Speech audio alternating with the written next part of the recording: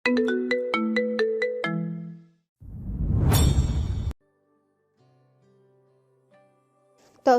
স্বপ্নটা দেখে আর নিদ্রায় আচ্ছন্ন থাকতে পারে না। তটস্থ হয়ে যায় ওর অন্তর। এই স্বপ্ন মাঝে মধ্যেই দেখে। নিত্য দেখলেও ভয়টা দ্বিগুণ রূপে চেপে ধরে। তৌসির আঁতকে উঠে বসে পড়ে। ওর বাহুতে নাজার মাথা রাখা ছিল বিধায় নাজা পার্টি থেকে কিছুটা দূরে ছিটকে পড়ে ফ্লোরে। স্বাভাবিকভাবে এমনটা হওয়ায় যে কারো ঘুম ভেঙে যাবে।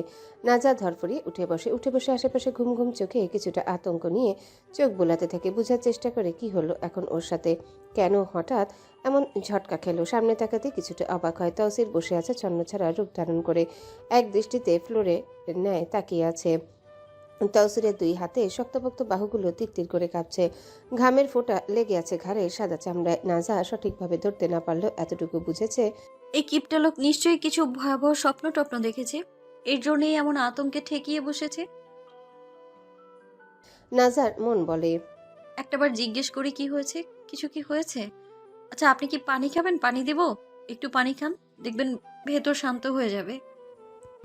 নাজার মন বলে। মন চাইলেও মস্তিষ্ক শোধায় বারংবার এমন কিছু করার প্রয়োজন নেই, সে তার মতো, তুমি তোমার মতো। নাজা নিজের মস্তিষ্কের কথাটাই বাস্তব রূপে ধারণ করে নিয়ে চুপটি করে ওড়নাটা গায়ে জড়িয়ে উঠে যায়।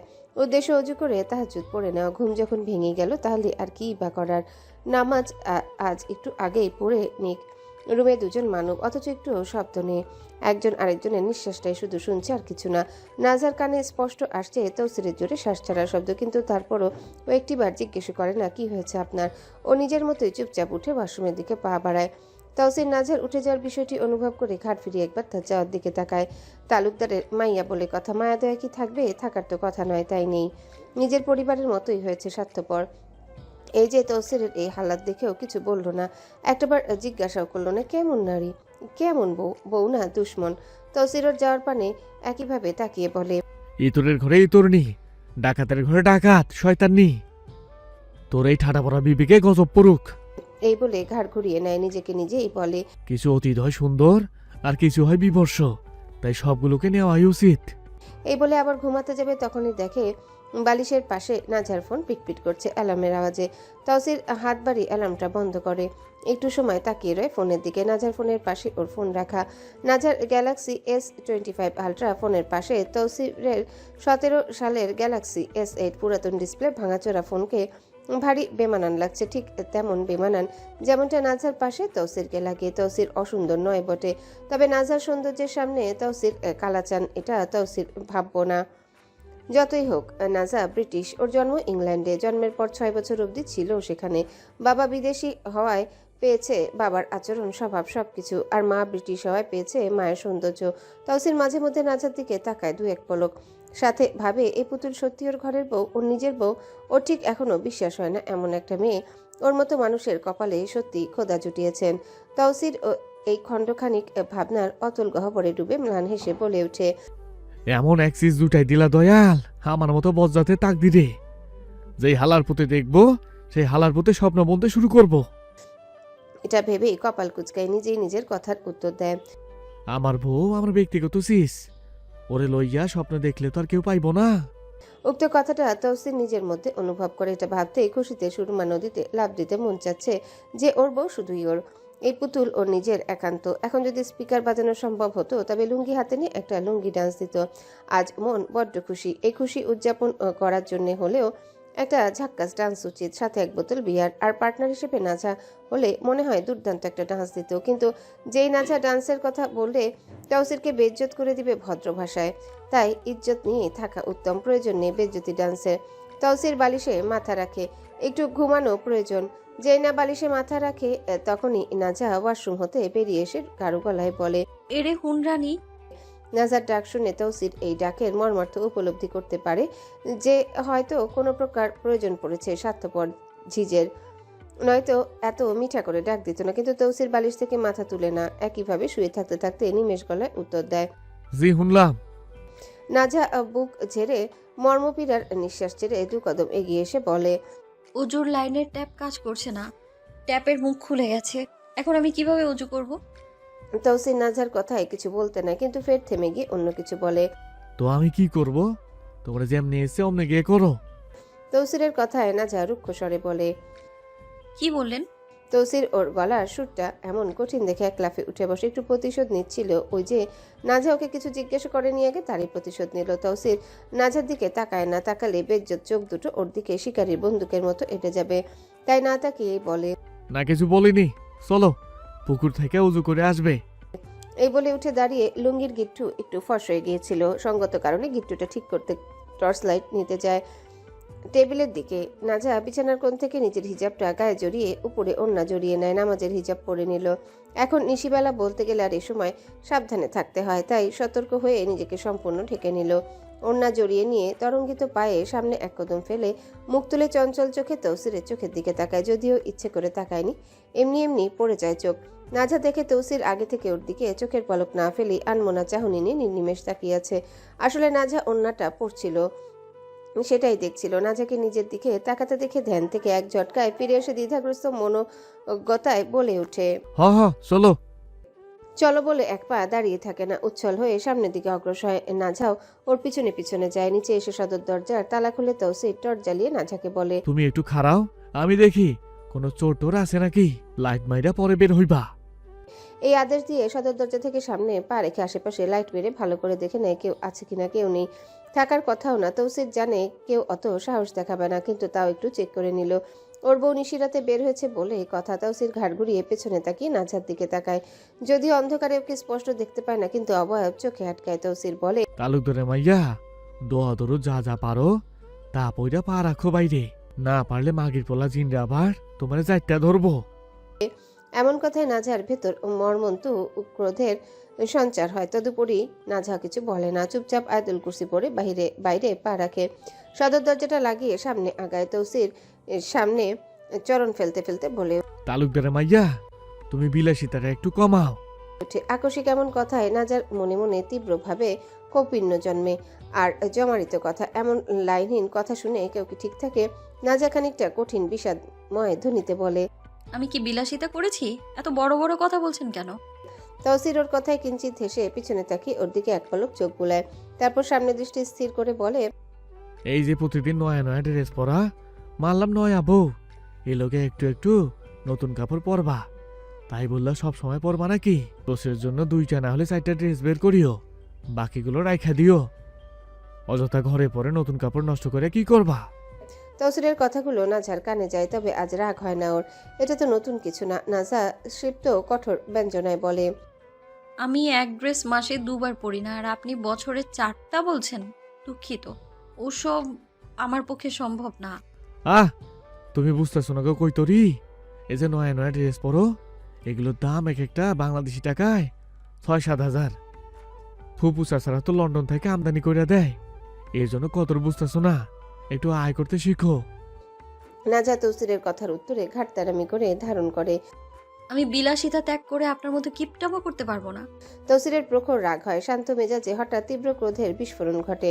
সামনে আগাতে আগাতে অনমনীয় স্বরে নাজার কথার বিপরীতে বলে, আম্বানির ঘরে খাম্বানি, আমার লগে যদি ঘর করতে হয় তাহলে আয় করতে শিখো, নতে বাপের বাড়ি সোজা দৌড় দেও।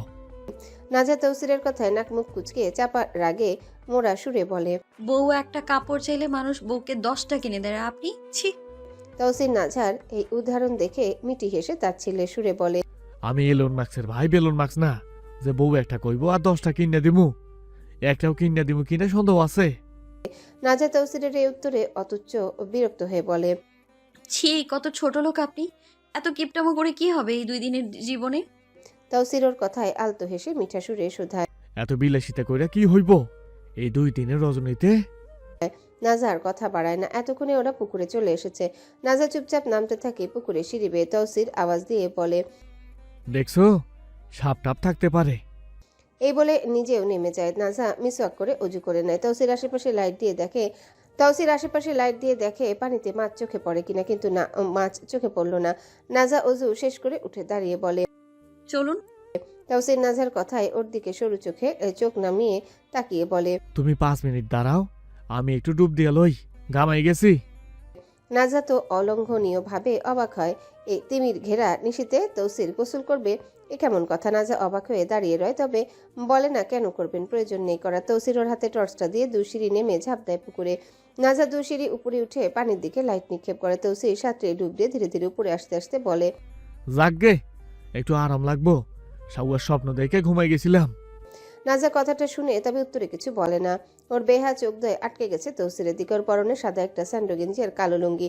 পানিতে ভিজার কারণে সাদা গেঞ্জিটা ভিজে ওর নিখুঁত পৌরুষমণ্ডিত শরীরটা স্পষ্ট দেখা যাচ্ছে। শরীর দেখে মনে হচ্ছে কিপটে আর যাই করুক, জিম, কুস্তি, লড়াই এসব হয়তো করে।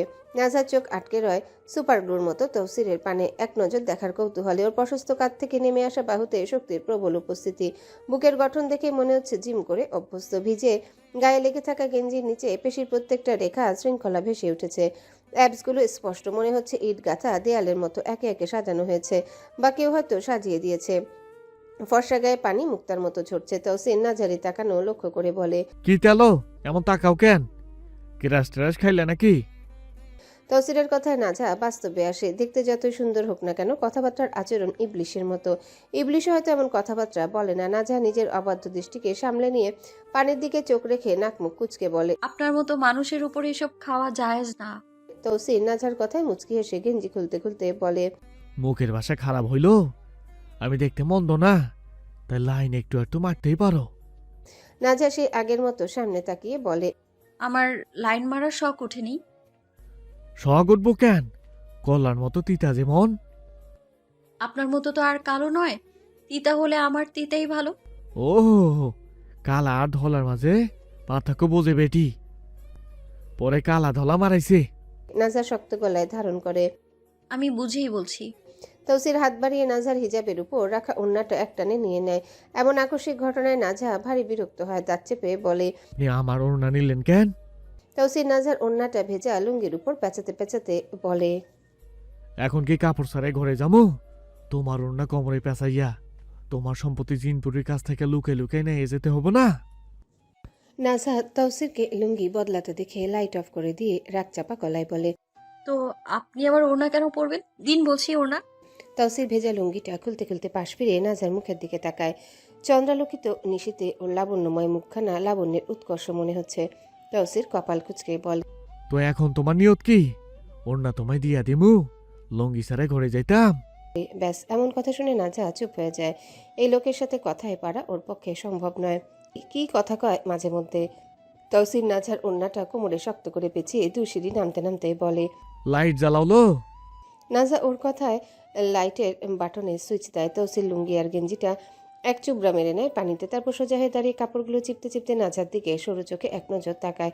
দেখে নাজা অন্যদিকে তাকিয়েছে। এটা দেখে মনে মনে বুনে, মন চাইতেছে গর্দান ধরে ইচ্ছা মতো চুবানি দেই। সাউয়ার মাইয়া রে, আমার দিকে তাকায় না, জালিমনি কোথাকার। তৌসির সিঁড়ি বেয়ে সামনে উঠতে উঠতে বলে, চলো, আর অমনে তাকানোর দরকার নেই, নাটকবাজ মাইয়া। নাজা ওর কথায় গায়ে না লাগিয়ে সামনে আগাতে আগাতে বলে, আশেপাশে কোনো ফার্মাসি আছে? অনির্বাণ ক্ষণে নাজার মুখে ফার্মেসির কথা শুনে তৌসির স্বল্প মাত্রা থমকায়। পা থামিয়ে গ্রীবা হেলিয়ে পেছনে তাকে সরু চাহনি ছড়িয়ে দেয়। নাজার মুখ পানে কিছু একটা আঁচ করে ভুরু কুচকে জিজ্ঞাসা করে, এখন লাগবে? এখানে এসব ভালো না, আমি টাউনে যাবো কালকে, ভালো ব্যান্ডে একটা আইনা দিমুনে। নাজা তৌসিরের কথায় ভড়কে যায়। এই পুরুষ কি ভেবে নিল, ধুর, বলাটাই ভুল হয়ে গেছে। কেন যে জিজ্ঞাসা করলো। নাজা ঠান্ডা গলায় বলে, আমি ওসবের জন্য বলছি না। আমার সিজেট লাগবে, অ্যালার্জি বেড়ে গেছে নাকে চোখে, তাই বলছি। তৌসির এটা শুনে হাঁটতে শুরু করে বলে, ওহো, আমি কই অন্য কিছু। আচ্ছা, সকালে আইনা দিমুনে। আর এইসব লাগে কই? নাজা ক্ষীণ গলায় বলে, আপনাকে বলার প্রয়োজন নেই। আমি আমার প্রয়োজন হলে দেখে নিব। কেন আমার কেন বলবা না? আমার ইচ্ছে, তাই আমি বলবো না। আপনার কোনো সমস্যা? না না, আমার সমস্যা হইব না। যেখানে আস্ত একটা সমস্যাকে 3 কবুল কইয়া বুকে ধরছি, সেখানে এইসব ছোটখাটো বিষয়ে আমার সমস্যা থাকতে পারে? আমার সমস্যা বললেন আপনি? সমস্যাই তো, বিয়ের আগেই ভালো ছিলাম, ভাবছিলাম বিয়ে করলে বউ একটু সেবা টেবা করবো, দিনকাল আর একটু ভালো যাইব, কিন্তু আমার সব ভাবনা বৃথা হইয়া গেল। তাহলে আরেকটা বিয়ে করে নিন, সে বউ সেবা করবে। আমি ওসব পারবো না। নাজার কথায় তৌসির অল্পখানি হাসে। তৌসিরের এই হাসি আজ প্রথমবারের মতো নাজা লক্ষ্য করে। ভারী আবেশিময় এই হাসি। ওর হাসিটা মনে হয় ভোরের প্রথম আলো, যা মুহূর্তে চারিপাশের সব কিছুকে আলোকিত করে তোলে। হাসলে ঠোঁটের কোণে মৃদু বাঁকটি যখন গভীর হয় তখন গালে টোল দুটি মিষ্টি গোপন কথার মতো ভেসে ওঠে। দাঁতগুলি মুক্তার মালার মতো শুভ্র ঝকঝকে হয়ে বের হয়। তৌসিরের এই হাসি এতটা সুন্দর তা বর্ণনা করার যোগ্যতা হয়তো কারণেই। তৌসির চারিপাশে একবার চোখ বুলায়। চাঁদনি রাতে স্নিগ্ধ আঁচলে উঠোন ডুবে আছে রূপালী আলোয়। তারই মধ্যে ওরা দুজন পাশাপাশি হাঁটছে। পদধ্বনি মিশে যাচ্ছে নিশির বিশদ মুখতায়। ক্ষণিকের ঝটকায় বাতাসের কোমর ঝাপটা এসে কানে ফিসফিস করছে। দূর অরণ্যের গহীন প্যাঁচার করুণ ডাক কানে বাজছে, সাথে ঝিঝি পোকার ডাক। এদিকে আকাশের বুক থেকে ছড়িয়ে পড়া আলোয় উঠোনে ছিটকে পড়েছে হাজারো জোনাকি। তাদের ক্ষুদ্র জ্যোৎস্নার ক্ষুদ্র ক্ষুদ্র প্রদীপে সাজানো স্বপ্নের মেলার ন্যায় দেখাচ্ছে। সব মিলে ভারী সুন্দর আজকের চন্দ্রালোকিত নিশিথিনী। সাথে নাজা তাকায় আরো বেশি ভালো লাগছে। তৌসির নাজার কথার প্রতি উত্তরে এবার বলে, এক ঝির যন্ত্রণায় প্রাণ বাঁচে না, আর একজন আইনা ডাবল যন্ত্রণা মারার শখ নাই। আমি যন্ত্রণা দিই আপনাকে? এত বড় মিথ্যা বলতে লজ্জা করে না আপনার? লজ্জা যদি থাকতো তাইলে করতো, নাই তো তাই করে না। নাজা আর কিছু বলে না। এতক্ষণে বাড়ির ভেতর চলে এসেছে ওরা। নাজা চুপচাপ রুমে চলে আসে। তৌসিরও ওর পিছনে পিছনে আসে। নাজা এসে নামাজে দাঁড়িয়ে যায়। তৌসির একটা নীল আর সাদা চেকের একটা লুঙ্গি পরে নেয়।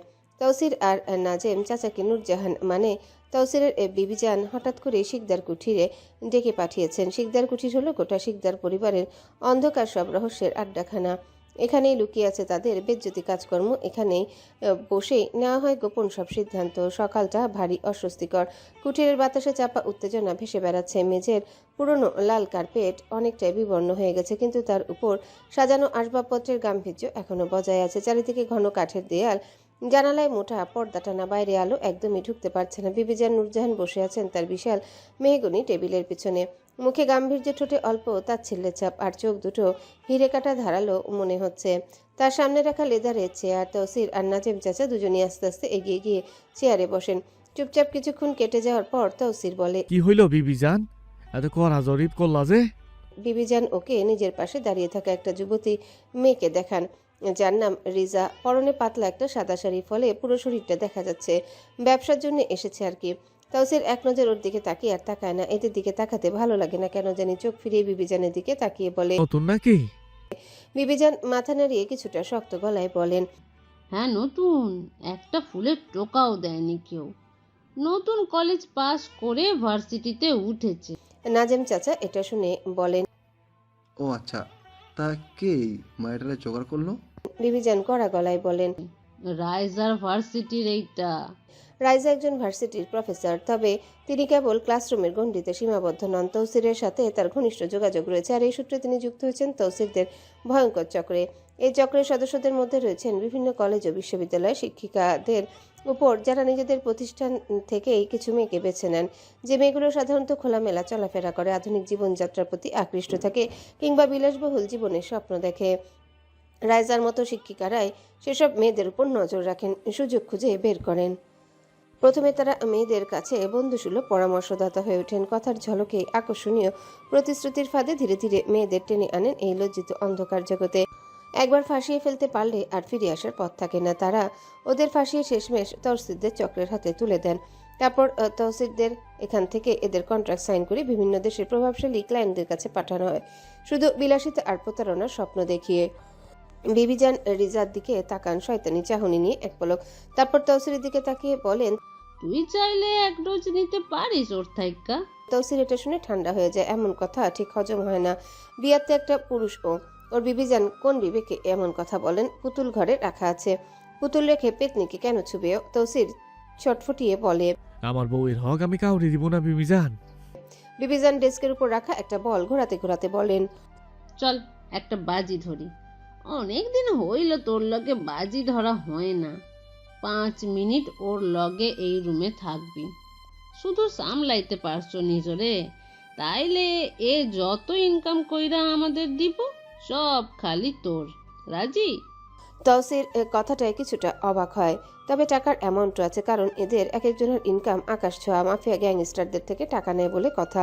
তৌসির মাথা ঝাঁকিয়ে বলে, আমি রাজি, তবে আমার শরীর শুইতে পারবো না। আমার বউ আছে, আর যত টাকা এর থেকে পামু সব আমার বউয়ের নামে। একটা অ্যাকাউন্ট খুলে ওখানে রাখতে হবে, কারণ আমার এই পুরুষত্ব আমার বউয়ের আমানত। খানিকক্ষণ পর বিবিজান আর নাজেম চাচা বাইরে চলে গেছেন। তাওসির বসে আছে চেয়ারে রুমের মধ্যেখানে। ওর সামনে রিজা দাঁড়িয়ে আছে। রিজা আবার লুচ্চামিতে ফার্স্ট ক্লাস একটা খারাপ গান ছেড়ে দেয় স্পিকারে। তারপর ধীরে ধীরে তাওসিরের সামনে এসে ঝুঁকে গিয়ে তাওসিরের দিকে তাকায়।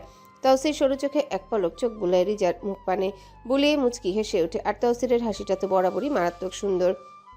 তার ব্যক্তিত্ব খারাপ, সে স্বয়ং একজন নিকৃষ্ট মানুষ, কিন্তু এই মন্দ লোকের সবকিছু বিভৎস হলেও তার হাসিটা মন ছুঁয়ে যাওয়ার মতো। কেউ না চাইলেও এই হাসির ন্যায় মুগ্ধ চোখে খানিক মুহূর্ত চেয়ে থাকবেই। ভারী মন কাড়ে এই হাসি। রিজা তব্দ খেয়ে যায়। এক দৃষ্টিতে তৌসিরের ঠোঁটের কিনারার দিকে তাকিয়ে রয়। জীবনে অনেক পুরুষ দেখেছে, তবে এমন হাসি প্রথম দেখলো।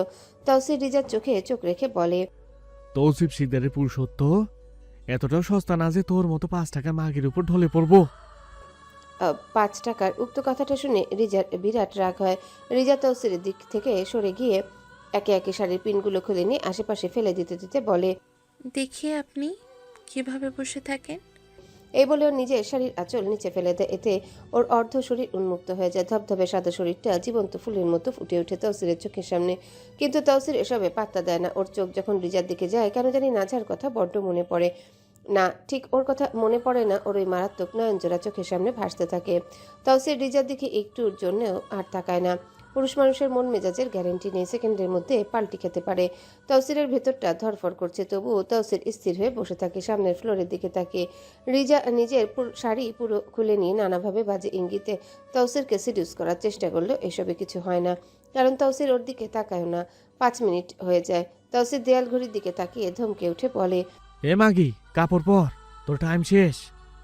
রিজা এমন ধমকে লজ্জায় পড়ে যায়। এত মোহরা ঘেরা সৌন্দর্য রেখেও এই তৌসিরকে গলাতে পারল না। রিজা নিজের শাড়ি ঠিক করে নেয়। ঠিক করে নিলেও এলোমেলো রয়ে যায়। তৌসির বুক ভরা শ্বাস ছেড়ে নিয়ে উঠে দাঁড়ায়। আশেপাশে এক নজর তাকায়, তারপর রিজার দিকে কদমে গিয়ে ওকে উদ্দেশ্য করে বলে, তৌসিফ চৌধুরী লঙ্গি টঙ্গি খুললে একমাত্র তার বউর জন্য খুলবো, তোদের মতো বেশ্যাদের জন্য না। রিজা তৌসিরের চোখে চোখ রেখে বলে, আপনি তাকাননি আমার দিকে, যদি তাকাতেন তাহলে আমার প্রতি আসক্ত হতেন। তৌসির রিজার কথায় তাচ্ছিল্যের এক চিলতে হাসি দিয়ে বলে, ঘরে চাঁদ রেখে তোর মতো পাদের দিকে তাকানোর টাইম নেই আমার। আপনার বইয়ের চেয়ে দ্বিগুণ মেহনত করতে রাজি আমি।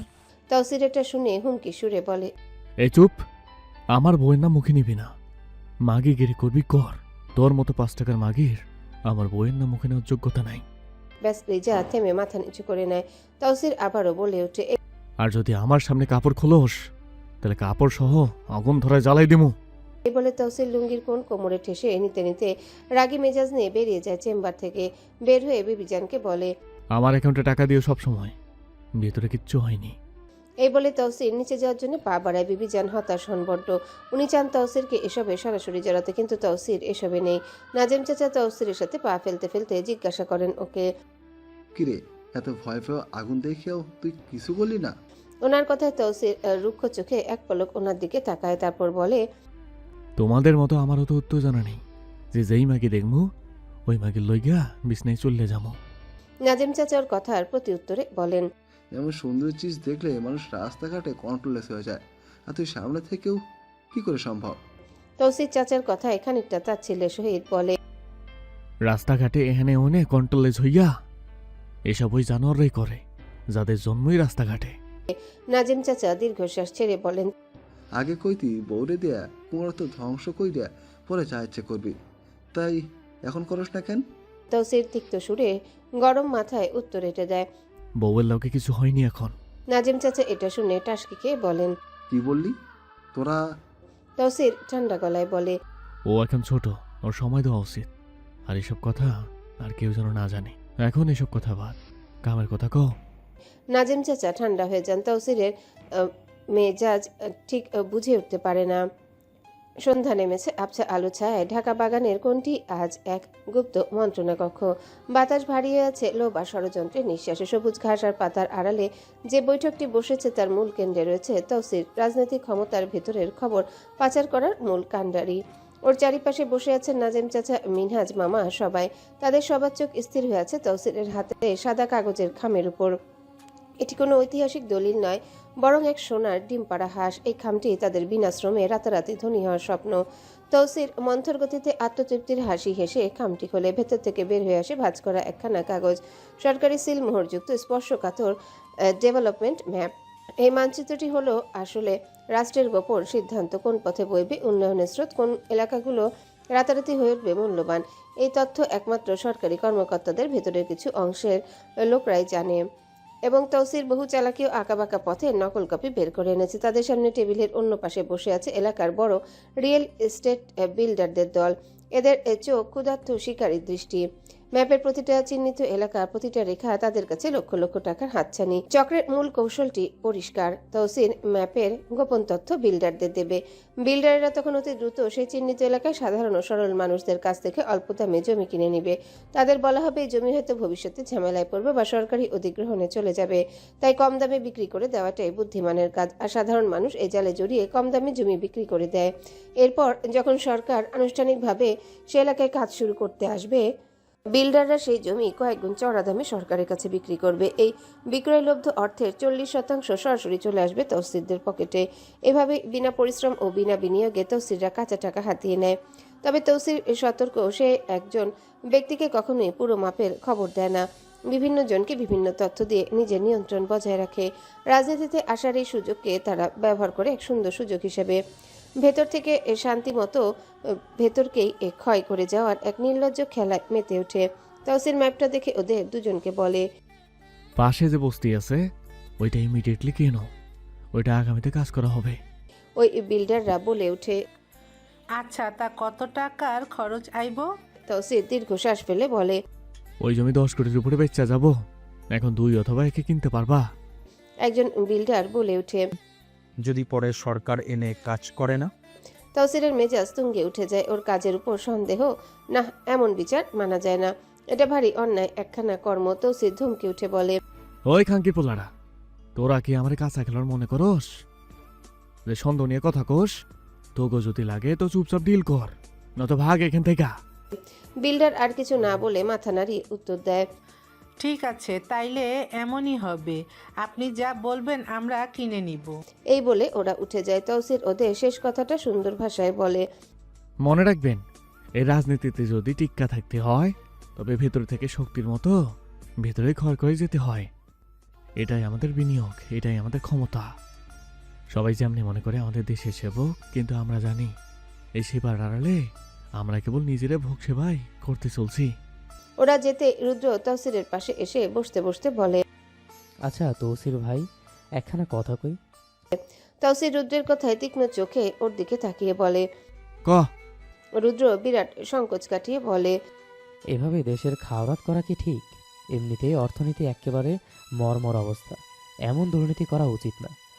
আমরা বেশি কইরা ফেলছি। তৌসির রুদ্রের কথায় মুচকি হাসে। রুদ্রের কাঁধে হাত রেখে আর চোখে রুদ্রের দিকে কিছু সময় চেয়ে থাকে, তারপর বলে, শোন, একটা খাঁটি কথা তোরে কই। কও।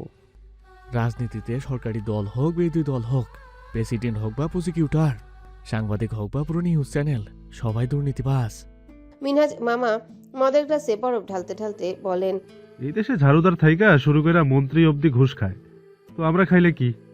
রুদ্র ও মুখ প্যাঁচার মতো করে বসে থাকে। এমন মস্ত বড় বড় ডায়লগ শুনে নাজিম চাচা সিগারেটে টান দিতে দিতে বলেন, রাজনীতিতে কোনো ছাড় নেই, যে যত মারতে পারো মাইরে নাও, পতন কেমনে হয় কোয়া যায় না। তৌসির রুদ্রের মুখ গোমরা দেখে ওর থুতনি ধরে বলে। এই দেশের কথা চিন্তা করে হুকেশ না।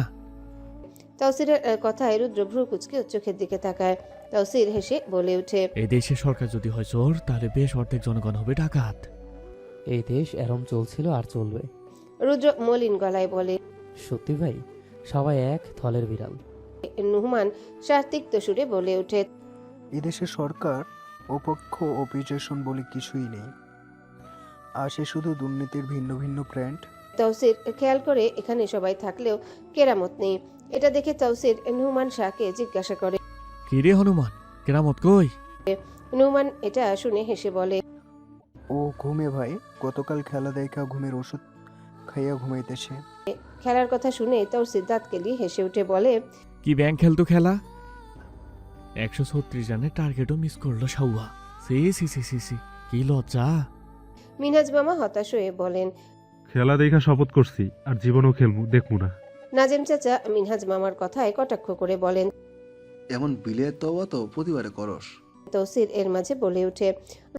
দোষ আসলে খেলোয়াড়দের না, দোষ হলো হালার কৃষি প্রধান দেশে ক্রিকেটকেই প্রধান বানাইছে। রুদ্র আক্ষেপে সুরে বলে। মরণের পরও একটা কাপ আনতে পারবো না কেউ। তৌসির রুদ্রের কথায় বিরক্তি নিয়ে বলে। ইদানিং বাংলাদেশের খেলা দেখা মাঝে মধ্যে মন চায় খেলোয়াড় সহ স্টুডেন্টরে বোমা মাইরা উড়াই দেয়। ওর কথায় উপস্থিত সবাই তাচ্ছিল্যের সুরে হেসে ওঠে, যদিও হাসতে কিন্তু মনে ব্যথা ঠিকই রয়ে গেল। ওরা জানে হারবে, কিন্তু আশা নিয়ে দেখতে বসে। কিন্তু প্রতিবারই এমন হয়। তৌসির এবার সোফায় হেলান দিয়ে বুক টেনে দীর্ঘশ্বাস ছেড়ে কিছু সময় শান্ত চোখে আসমানের দিকে তাকিয়ে থাকে, তারপর বলে। চাচা একটা গান বাজাও তো, বহুত দিন হইল ড্যান্স দেই না। নাজিম চাচা এটা শুনে লভ্যাংশী হাসি দিয়ে চেয়ারের পাশে রাখা স্পিকারটা বোতামে চাপ দেন। বোতাম চাপতে বাজতে লাগে একটা সুপরিচিত গানের বিট। টোন শুনতেই সবার কান নিংড়ে ওঠে। তৌসির আর রুদ্রের চোখে লাইটেনিং ঝাপটা লাগে। ওরা দুজন একে অপরের দিকে এক ঝলক হাসি ছুঁড়ে মেরে সোফা ছেড়ে তড়াক করে উঠে দাঁড়ায়। দাঁড়িয়ে এক ছন্দে ঠোঁট চাপে আর হাতটা করে অলিম্পিক মোটিভেশনের উদ্দেশ্য একটা দুর্দান্ত ডান্স দেওয়া। মিনহাজ মামা লুঙ্গির কোনটা অদ্ভুতভাবে হেলান দিয়ে ধরেন। শুরু হয় আসল মজা। নাজিম চাচা, মিনহাজ মামা, তৌসির, নুমান শাহ আর রুদ্র সবাই মনে হয় এই মুহূর্তে এক এক কাটটা লুঙ্গির কোন হাতে নিয়ে শুরু হয় তাদের উড়াধুরা ডান্স। স্পিকার এখন গম গম করছে একটা স্পেশাল গানে। এমন সময় তৌসির সোফায় থেকে ঝাঁপ দিয়ে হাতে নেয় একখানা কালো চশমা, যার ফ্রেম ভাঙা, লেন্সে টুকটাক আশ। কিন্তু ভাঙা থাকা সত্ত্বেও তৌসির চশমাটা হাতে নিয়ে চোখে স্টাইল করে এঁটে নেয়। চশমাটা পড়তে পড়তে স্বভাবতই একটা লেন্সই পিছলে যায় চশমার। পিছলে গেলেও তৌসির চশমাটা সোজা করে না, বরং এক চোখ ঢেকে রেখে ডান্সের কৌতুক শুরু করে বলে ওঠে। Half side style second hand. স্পিকারের তালে তালে সবাই গলা মিলায়। ভোট চাই ভোটারের, দোয়া চাই সকলের, শেখ হাসিনার সালাম নিন, নৌকা মার্কায় ভোট দিন। আর তারপর সেই উদ্দাম আহ্বান। One second Sheikh Hasina, one second Sheikh Hasina, one second Sheikh Hasina. জয় বাংলা। নাচের মাঝে ঘেমে নিয়ে একসা হয়ে তৌসির বলে ওঠে। শেখের মাইয়া আর কিছু করুক আর না করুক, একটা ঝাকাস গান দিয়ে গেছে রে, একেবারে মনের মতো। কিছুটা থেমে গিয়ে আবারও বলে। আগামী 50 বছরে এমন দুর্দান্ত গান কোনো দলে দিতে পারবো না। এই বলে সে আবার নাচের তালে কোমর দোলাতে শুরু করে। গানের সুরের বাঁধন আরো শক্ত হয়। রুদ্র নাচতে নাচতে একটা ঢেকুর তুলে চোখ টিপে বলে। দল যার যার, গান কিন্তু সবার। হোক বিরোধী দলের গান, নাচবো কিন্তু আমরা সবাই। এই বলে সে একটা কালো চশমা চোখে লাগিয়ে নেয়, যেটা আসলে চায়ের দোকান থেকে চুরি করা সানগ্লাস। স্পিকারে বেজে ওঠে জয় বাংলা, শেখ হাসিনা সালাম নিন। নাচ যখন জমে ক্ষীর, তখন নাজিম চাচার নজর যায় তৌসিরের দিকে। উড়াধুরা নাচের চোটে ওর লুঙ্গি প্রায় হাঁটুর উপরে উঠে গেছে। নাজিম চাচা সেটা নিচে নামানোর জন্যে যেই একটানে হাত বাড়িয়েছেন, তৌসির অমনি সরে গিয়ে চিৎকার করে ওঠে। এই সুরের বাচ্চা, টান মারিস না, নিচে কিছু পড়ি নাই। আর তার ফাঁকে আবার উচ্চস্বরে গানের শেষ অংশ ভেসে ওঠে, জয় বাংলা, নৌকা মার্কায় ভোট দিন। সময়টা বিকেল 3টে ছুঁই ছুঁই। পশ্চিম আকাশে সূর্যের তেজ শেষবারের মতো জ্বলে উঠছে লালচে আলোয়। রক্তমাখা আভা ছড়িয়ে আছে চারিপাশে, আর এই আলোয় ভেসে যাচ্ছে এক উন্মত্ত দৌড়ের দৃশ্য। সামনে একজন লোক প্রাণ বাঁচাতে হাঁপাতে হাঁপাতে পা টলমল করতে করতে দৌড়াচ্ছে। ওর পায়ের শব্দ মাটির বুকে মরিয়া আর্তনাদ তুলে নিচ্ছে, আর তারই পেছনে পাগলের মতো দৌড়াচ্ছে তৌসির। ওর পরনে সাদা পাঞ্জাবি আর ক্রিম সাদা রঙের চিকের লুঙ্গি। বাতাসেও সাদা পাঞ্জাবি পিছনে হাওয়ায় উঠছে। কোমরের লুঙ্গিটা ভাঁজ করে শক্ত করে গোজা, সেই গোজের ফাঁক দিয়ে আবার উকি মারছে তৌসিরের সবসময়কার প্রধান অস্ত্র, ধারালো সেই লোহা চাপাতি। চাপাতি তো আছে, সাথে ওর ডান হাতে ধরা আরও ভয়ঙ্কর কিছু। সেটা হলো লুসি, একটা বেসবল ব্যাট, যার সামনের মোটা অংশটায় মরিচ ধরা কাঁটাতারের ৮-৬ বাঁধনে বাঁধা। তার ফাঁকে ফাঁকে খাড়া হয়ে আছে ধারালো পেরেক। হাতে থাকা এই লুসির গায়ে এখনো লেগে আছে শুকনো ছিলে যাওয়া মাংস আর রক্ত। হয়তো এর আগে এটা দিয়ে কাউকে বেদম পেটানো হয়েছে। তৌসিরের চোখ দুটো সামনে স্থির, কোনো হুঁশজ্ঞান নেই ওর। দৌড়ের শব্দ, চিৎকার, বাতাস কিছুই আর ওর কানে পৌঁছাচ্ছে না। ওর দৃষ্টি কেবল সামনে ছুটতে থাকা মানুষটার উপর, যাকে ধরতে পারলে আজরাইলের সাথে সাক্ষাৎ করাবে। তৌসির থাম। পেছন থেকে নাজিম চাচা, মিনহাজ মামা, রুদ্র প্রাণপণ চিৎকার করছেন, ওরাও দৌড়াচ্ছেন, কিন্তু তৌসিরের উন্মত্ত গতির সঙ্গে তাদের পদক্ষেপ এখন শিশুদের ব্যর্থ দৌড়ানোর সমান। কোনো যুক্তি, কোনো সম্পর্ক, কোনো মানবিক ডাক কিছুই পৌঁছাচ্ছে না তৌসিরের কানে। যে লোকটির পিছনে এমন দৌড়াচ্ছে তার নাম কাজিম।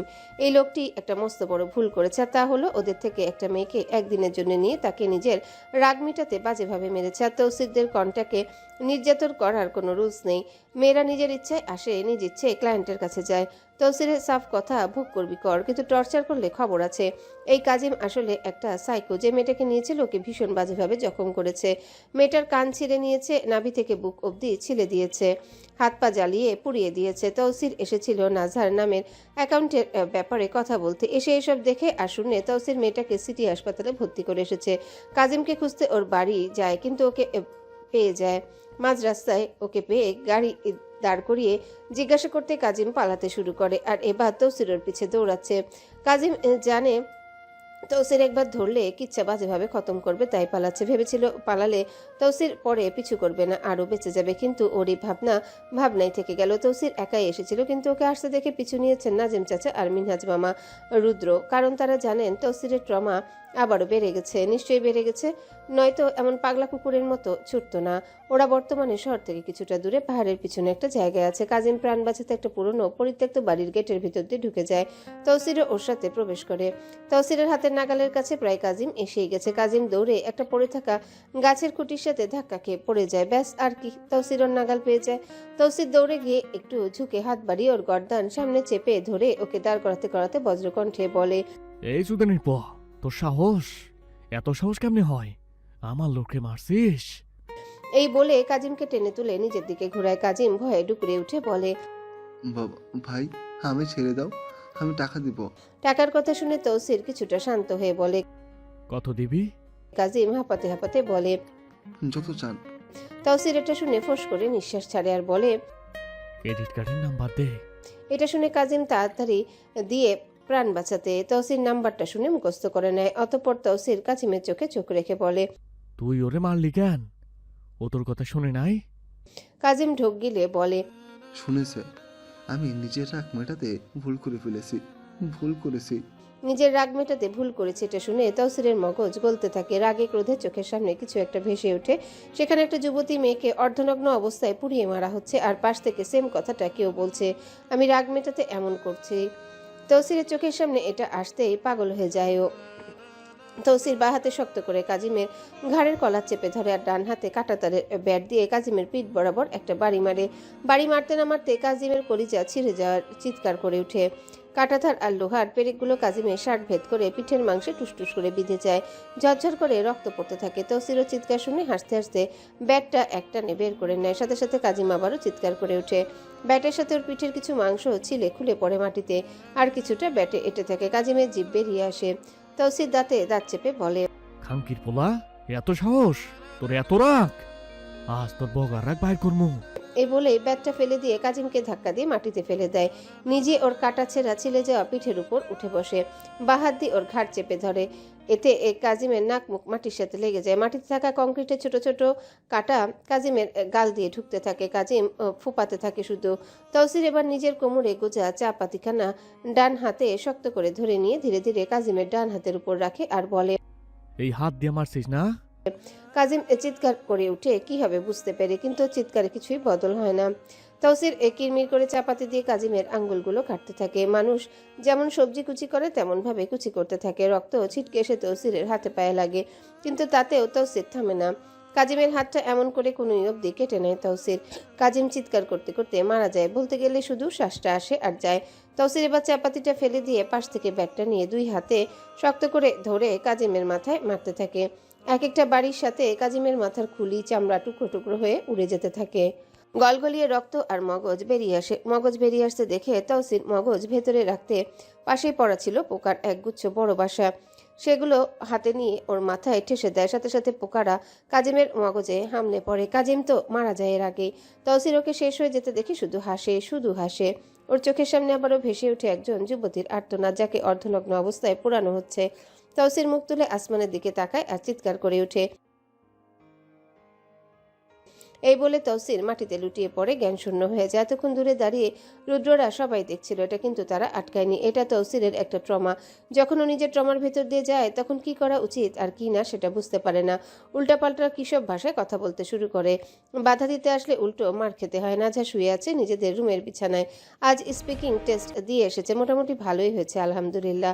8 অথবা 9 তো আসবে ইনশাল্লাহ, বাকিটা আল্লাহর ইচ্ছে। তৌসির নিয়ে গিয়েছিল ওকে 2টোর দিকে, বাড়ি ফিরেছে। বাড়ি ফিরে তৌসির গোসল করে বেরিয়ে গেছে, আর নাজা গোসল করে নামাজ পড়ে খাবার খেয়ে শুয়ে আছে।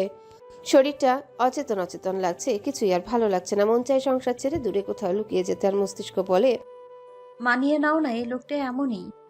তৌসিরকে সহ্য করা কঠিন থেকে কঠিন হয়ে যাচ্ছে নাজার পক্ষে।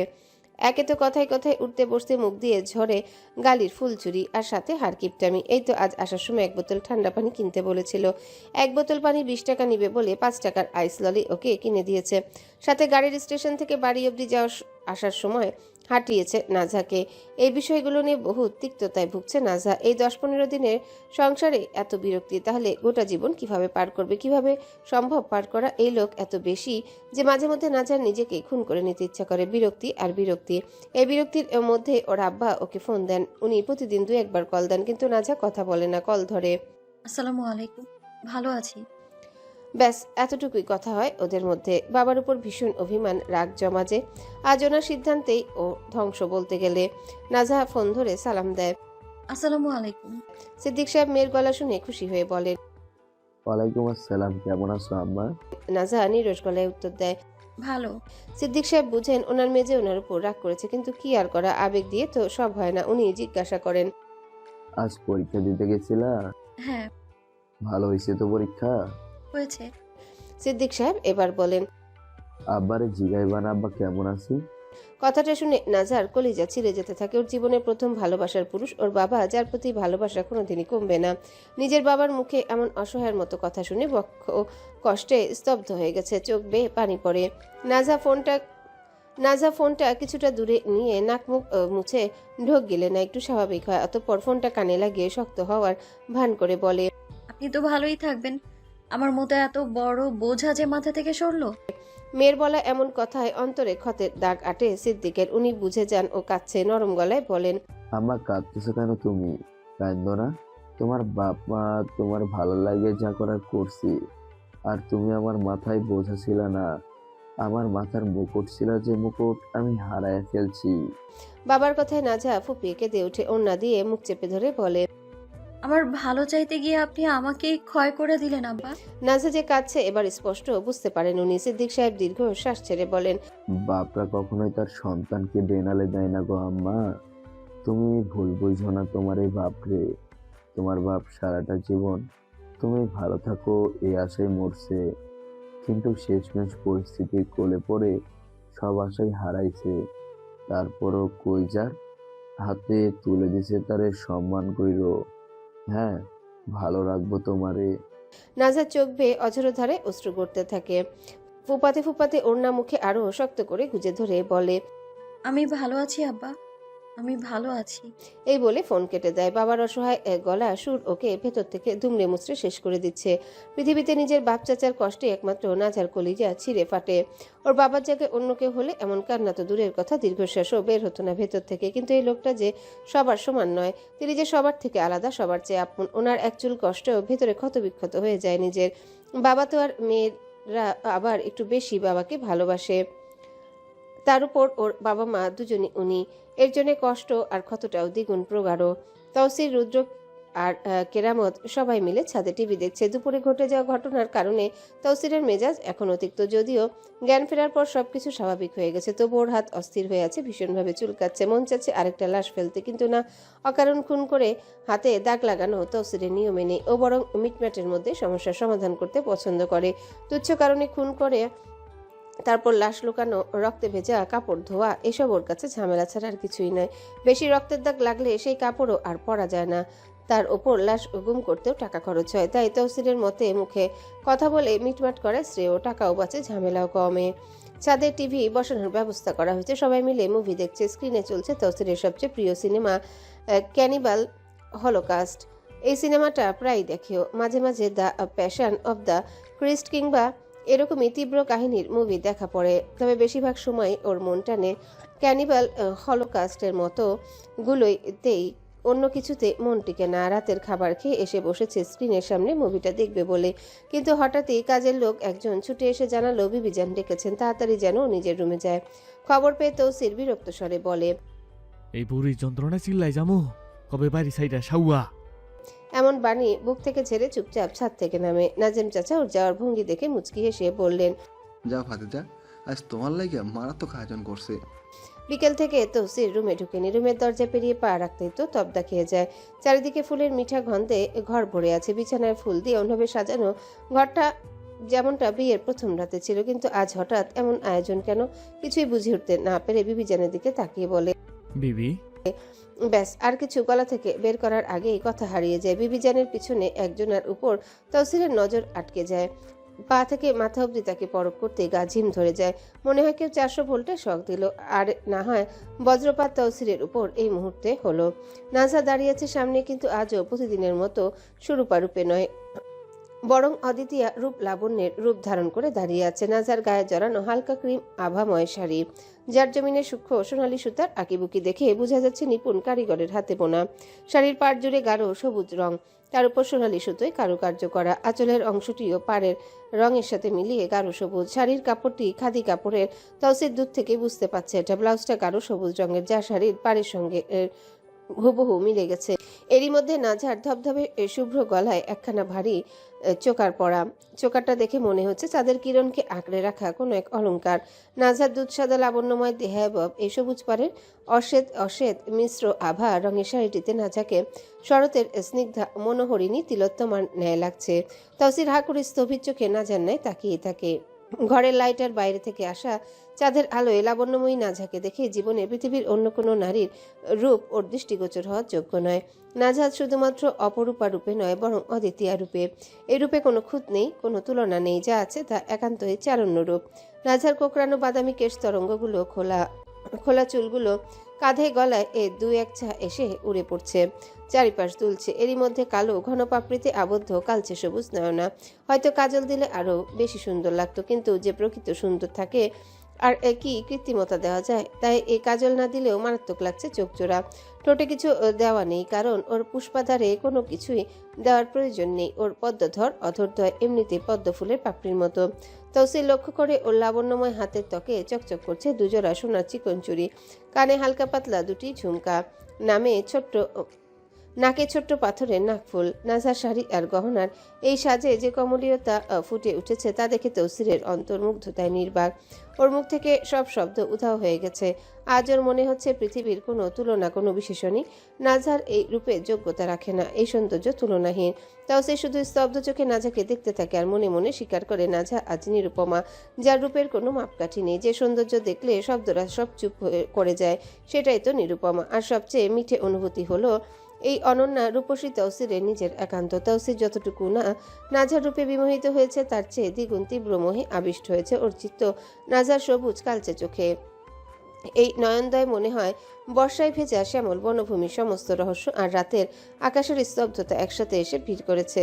তৌসিরের দৃষ্টি যখন এই চোখে নিবদ্ধ হয়, তখন তৌসিরের মনে হয় এক অতলান্ত হ্রদের ধারে এসে দাঁড়িয়েছে, যার অন্তহীন রয়েছে শুধু মহাচ্ছন্নতা। তৌসিরকে এমন তবদা খেতে দেখে বিবিজান এগিয়ে এসে ওর গাল টেনে বলেন, শুধু চোখ দিয়া না গিল্লা, অন্য কিছু করো মিয়া হালা।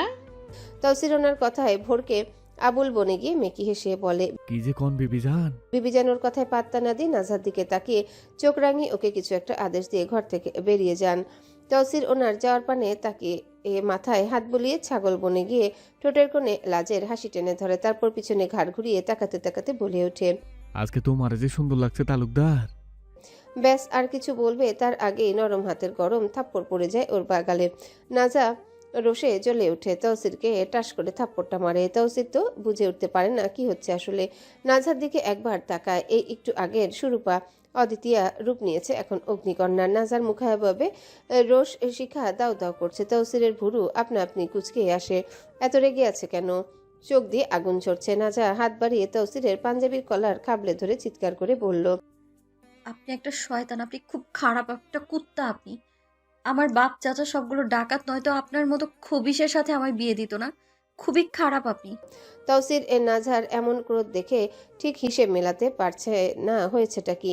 নাজহার চোখ জ্বলছে রাগের আগুনে, মুখাবব লাল হয়ে গেছে আক্রোশের উত্তাপে। তৌসির কিছুই বলে না, এত রাগ ঝাড়ছে নাজহা, এতে কিছুই যায় আসছে না ওর। নাজহা ওর কলার এত জোরে টেনে ধরেছে, তারপরেও তৌসির কোনো বাক্য ব্যয় করছে না। ও শুধু এক দৃষ্টিতে লাবণ্যময়ী নাজহার দিকে তাকিয়ে আছে আবিষ্ট হয়ে। ঘায়েল ঘায়েল লাগছে নিজেকে। নেশাক্ত নয়নে তৌসির নাজহার আঁকি পানে তাকিয়ে থাকে। তৌসিরের এই চাহনি দেখে নাজহাও ক্ষিপ্ত চোখে তৌসিরের চোখে চোখ রাখে। একজন অপরজনের আঁকিতে আবদ্ধ রয় সামান্য সময়। তৌসিরের শরীরে লোম খাড়া হয়ে যাচ্ছে ধীরে ধীরে। তিরতির করে কাঁপতে শুরু করেছে হাত পা। তৌসিরের অন্তর যখন গলে পড়ছে নাজহার আঁকি সৌন্দর্য, তখনই এমন মুহূর্তে হঠাৎই নিচে যে স্পিকার বাজাচ্ছে বাড়ির ছেলেরা, যেখানে গান বেজে ওঠে। তৌসির গানটা কান দিয়ে ঠিকই শুনেছে, কিন্তু ওর চোখ নাজহার মধ্যে আবদ্ধ। তৌসির এবার নাজহার দিকে হাত বাড়ে, ওর কাঁধে রাখে কিছু বলতে চায়, কিন্তু বলতে পারে না। তার আগে নাজহা ঝাঁকিয়ে উঠে আবারও চিৎকার করে ওঠে। শোবেন না আমায়। ক কি হয়েছে? নাজহা চিৎকার করে ওঠে। এভাবে কেন তাকাচ্ছেন? চোখ দিয়ে গিলে হয়নি? অন্য কিছু করতে চান? নির্লজ্জ পুরুষ কোথাকার। এ দেখুন আমার সং সাজিয়েছেন, আরো সাজবো সং করতে চান, আরো ঢং। তৌসির তো বুঝে উঠতে পারে না কি হলো এই মেয়েটার, এমন করছে কেন। তৌসিরের কলার টেনে নাজহা তৌসিরকে নিজের মুখোমুখি করে তৌসিরের চোখে রোষাগ্নি চোখে চোখ রেখে ওকে জিজ্ঞাসা করে, আমি আপনাকে নিজেকে ছুতে দেইনি? আপনাকে অধিকার দেইনি আমি? আপনি আমায় জড়িয়ে ধরে আমার চুলে মুখ ডুবিয়ে ষাঁড়ের মতো নাক ডাকে ঘুমাননি? তৌসির নাজহার কথায় হতবাক। কি বলে এই মেয়ে? নাজহার রাগ দেখে তৌসির আর কিছু বলে না, চুপচাপ মাথা নাড়িয়ে বলে, ঘুমিয়েছি, অধিকার দিয়েছো? নাজহা কথাটা শুনে ক্রোধে উন্মত্ত হয়ে বলে, তাহলে কেন আপনি আপনার বিবিজানকে আমাদের মধ্যে কিছু হয়নি এই কথা বলেন? বলুন, এমন লজ্জাহীন কাণ্ড কি করে করলেন? এত গরু কেন আপনি? তৌসির প্রথমে নাজহার কথা শুনে ভ্রু কুচকে তাকায়, তবে পর মুহূর্তে হিসেবে মিলিয়ে নেয় ওর মস্তিষ্ক। নাজেম চাচাকে গতদিন কথায় কথায় বলেছিল, আর নাজেম চাচা হয়তো বিবিজানকে বলেছেন, আর তাই এত সাজ এত আয়োজন। তৌসির ওকে শান্ত করার জন্য বলে ওঠে, আমি নাজিম চাচারে কইছিলাম কথায় কথায় কি, কিন্তু ওই মাদার সুদে মায়েরে কইয়া দিছে। নাজহা গালি শুনে আরো বেশি রেগে যায়। আক্রোশে ক্রোধে ওর শিরা উপশিরা স্পন্দিত হতে লাগে। নাজহা দাঁতে দাঁত চেপে বলে, এত নির্লজ্জ আপনি! এসব চাচাকে কিভাবে বলেন? হ্যাঁ, বিশ্বাস কর কৈতরি, আমি ইচ্ছে করে করিনি, কথায় কথায় বললে ফেলছি। তৌসিরের কথা শুনে চিত্ত ফেটে পড়ে নাজহার। নাজহা নিজের পায়ের গোড়ালি উঁচু করে উকি দিয়ে তৌসিরের সমান হয়ে দাঁড়িয়ে ওর চোখে চোখ রাখে। নাজহার চাহনিতে ডুকরে উঠে তৌসির।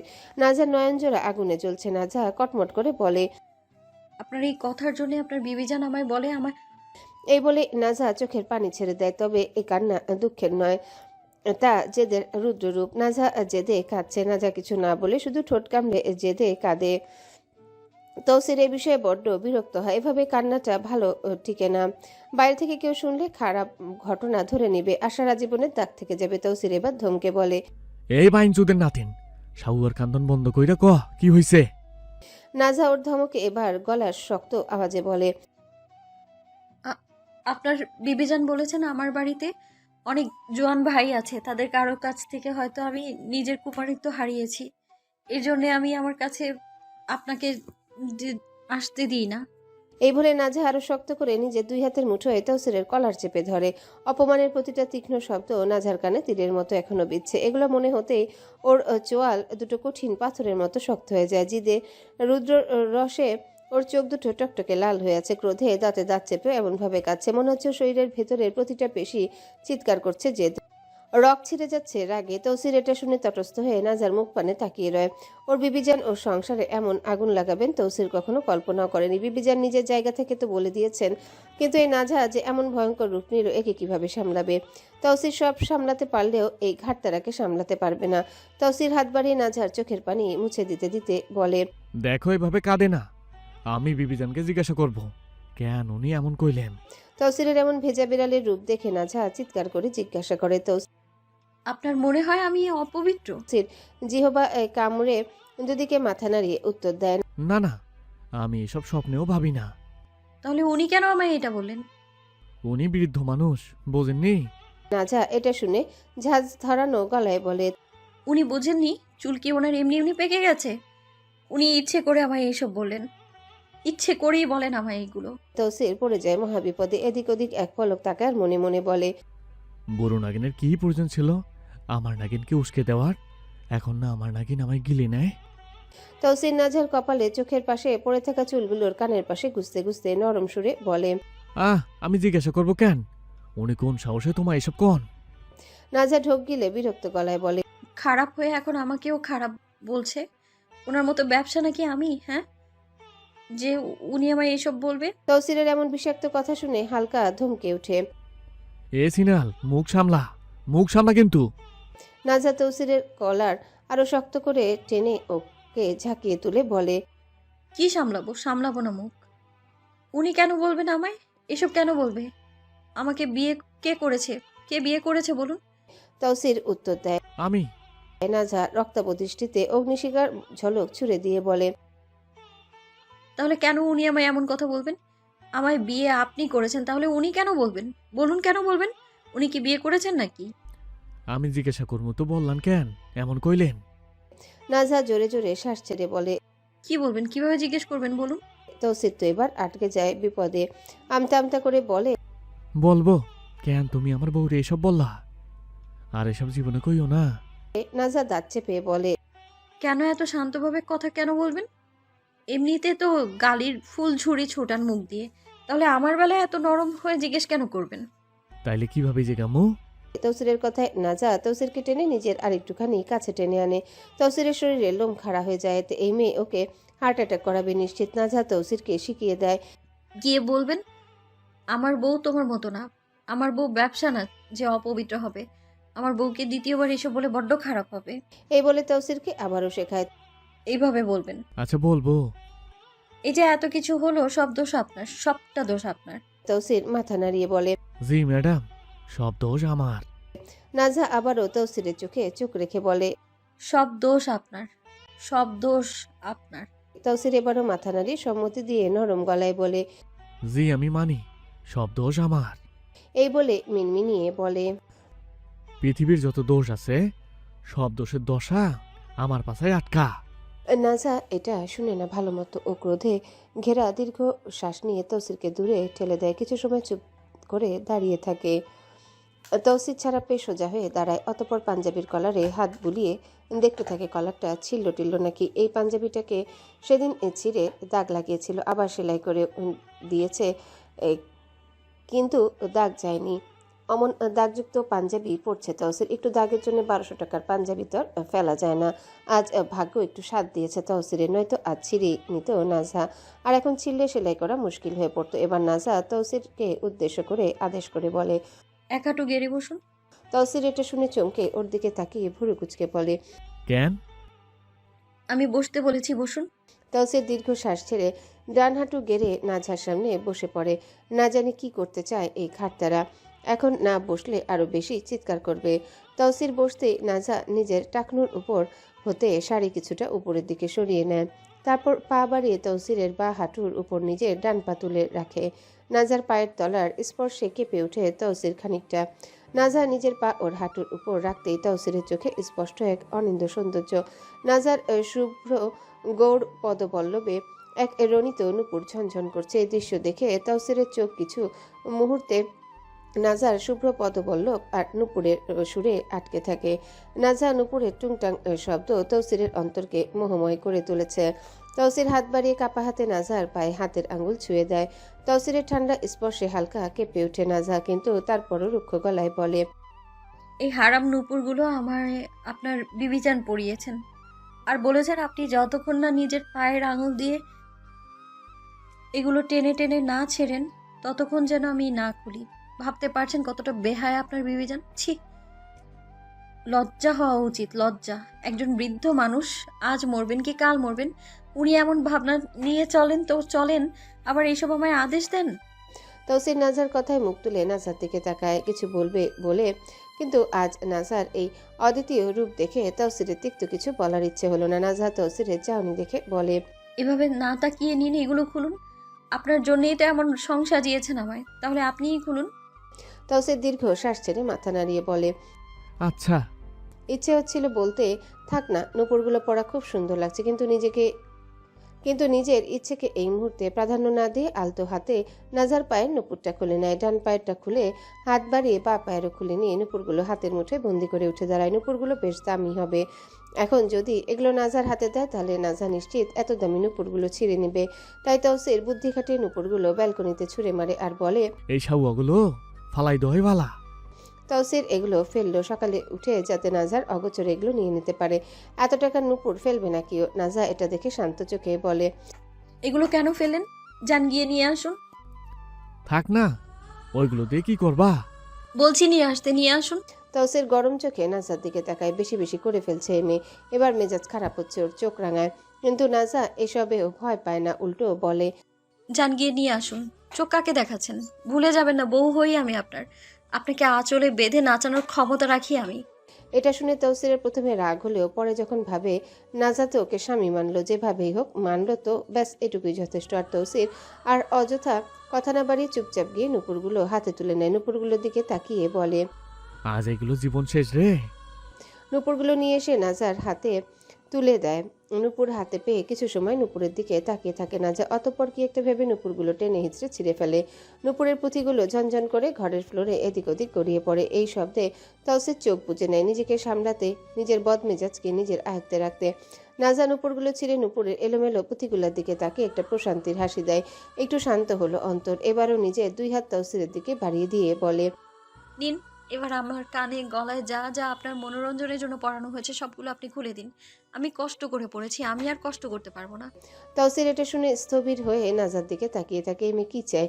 মেরে ফেলবে নাকি তাওসিরকে? তাওসির দু কদম এগিয়ে যায়। নাজার মৃদু শ্বাস প্রশ্বাসের শব্দে তাওসিরের নিজের শ্বাসও আরো ভারী হয়ে ওঠে। ও নাজার হাত নিজের হাতের মুঠোয় আঁকড়ে ধরে, তারপর আলতো করে পরম যত্নে ওর হাত থেকে চুড়িগুলো খুলে নেয়। চুড়িগুলো সরিয়ে দেওয়ার সময় তাওসিরের আঙ্গুল নাজার মসৃণ চামড়ায় ছুঁয়ে যায়। এই অপ্রত্যাশিত স্পর্শে নাজার শরীরে মৃদু কেঁপে ওঠে। তাওসিরের আঙ্গুলগুলো আবেগে থরথর করে কাঁপছে। নাজার এত কাছে এসে নিজেকে সামলানো সত্যিই কঠিন, মহা কঠিন এক কর্ম। চুড়ি খুলে নিয়ে তাওসির হাত বাড়ায় নাজার কানের দিকে, ধীর স্থিরভাবে কানের দুলগুলো খুলে নেয়। এতে তাওসিরের উষ্ণ নিঃশ্বাস নাজার গাল ছুঁয়ে যায়।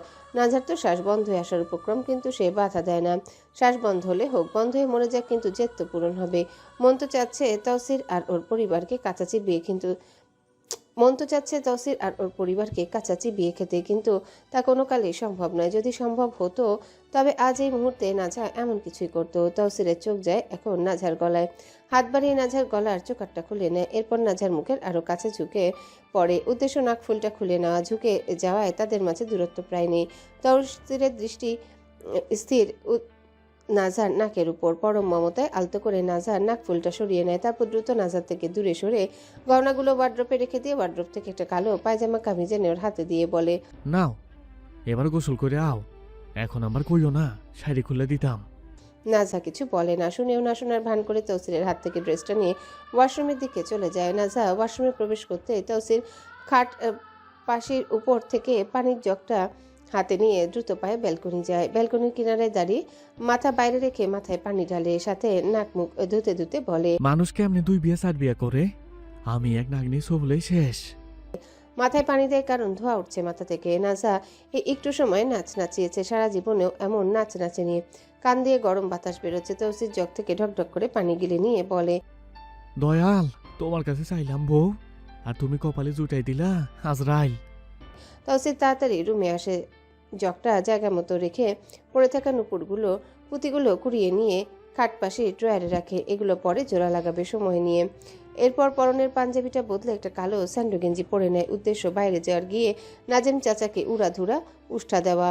এই এত সব যা যা হলো তা সব নাজেম চাচারই অবদান। ওনার এই মহান অবদানের জন্য তো ওনাকে সংবর্ধনা দেওয়া উচিত। তাই তাওসির নিজ হাতে ওনাকে বিশেষ একখানা নয় কয়েকখানা সংবর্ধনা দিতে যাচ্ছে।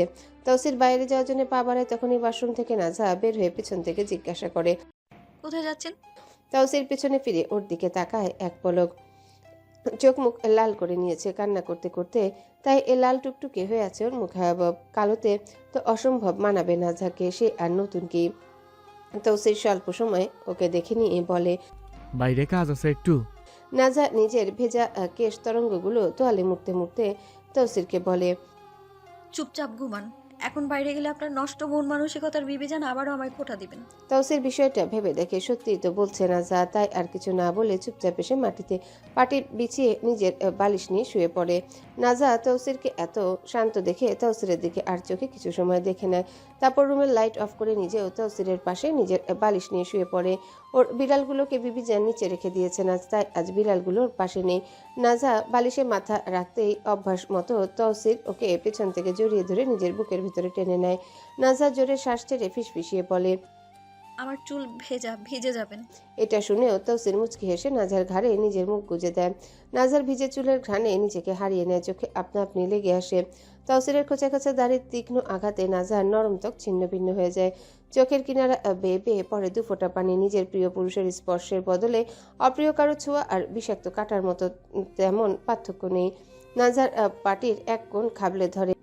এরপর তাওসিরের দিকে ঘুরে শোয়ার সিদ্ধান্ত নেয়, কারণ এভাবে ঘুমালে তাওসিরের কাছ থেকে সরবে না, আর তাওসিরের খোঁচা খোঁচা দাড়িগুলো ওকে বড্ড জ্বালাবে। যেই ভাবা সেই কার্য। নাজা ধীরে ধীরে তাওসিরের দিকে ঘুরে যায়। ওর মুখ ঠেকে গিয়ে তাওসিরের গলায়। তাওসির এতে ভারী বিরক্ত হয়ে বলে, এত নইল না তো। নাজা সহজ ভাষায় উত্তর দেয়, আমায় ছেড়ে ঘুমান নড়বো আমি। এত কথা কেন কও? একলেন বেশি কথা বলার অভ্যাস হয়ে গেছে। হ্যাঁ হয়ে গেছে, আপনার জন্য ঘুমোতেও পারি না আমি। সারা রাত আমার বুকের ভেতর ইঁদুরের মতো ঘাপটি মারে ঘুমাইয়া কও, ঘুমাতে পারো না? আপনার বুকে ঘুমালে ঘুম শান্তির হয় না। বাপ চাচার মতো মিথ্যা কথায় বলাই দেখতেছি। 100তে 700 তুমি। নাজা রাগী সুরে বলে, কথায় কথায় আমার বাপ চাচাকে কেন টানেন আপনি? জাতের দুশ্মন তো তাই টানি। মাঝে মধ্যে মন চায় কথায় কথায় না টাইন না একেবারে সব কটার মাইটা ফেল। কাপুরুষের মতো বলতেই পারবেন। আমার বাপ চাচার একটা লোম ছোঁয়ার ক্ষমতা আছে নাকি আপনার? কাপুরুষের মতো কথাটা শুনে বিরাট রাগ জমে মনে। তাওসির শক্ত গলায় বলে, যদি বিনামূল্যে বোমা পাওয়া যাইত তাহলে এতদিনে তোর বাপ চাচা সবগুলো রে দয়ালের দরবে পাঠাই দিতাম। এত যখন আক্রোশ, এতই যখন শত্রুতা, তাহলে শত্রু ঘরের মেয়ে বিয়ে কেন করলেন? আপনি না করে দিলেই তো পারতেন। আমার ইচ্ছা থাইকা আমার পরিবারের ইচ্ছা আমার কাছে আগে। এটাও তোমার বিয়ে করে লজ হয় নাই, আমার লাভই হইছে। একটা কথা জিজ্ঞেস করি উত্তর দেবেন? তোমার মতো নিমাত্রী না যে উত্তর দিব না। নাজা এটা শুনে দীর্ঘশ্বাস ছেড়ে বলে, আচ্ছা আপনার ভয় করে না? কিসের ভয়? এই যে আমি শত্রু পরিবারের, আমি যদি আপনাকে ঘুমের মধ্যে মেরে ফেলি বা কোনো কিছু খাইয়ে মেরে ফেলে চলে যাই?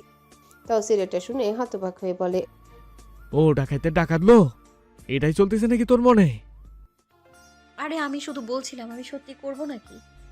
নোবেল প্রাপ্ত ডাকাইতের মাইয়া তুই, তোরে দিয়ে কোনো বিশ্বাস আছে নাকি? কবে সত্যি কোপ মাইরা তাহলে দরবে পাঠাই দিবি তুই?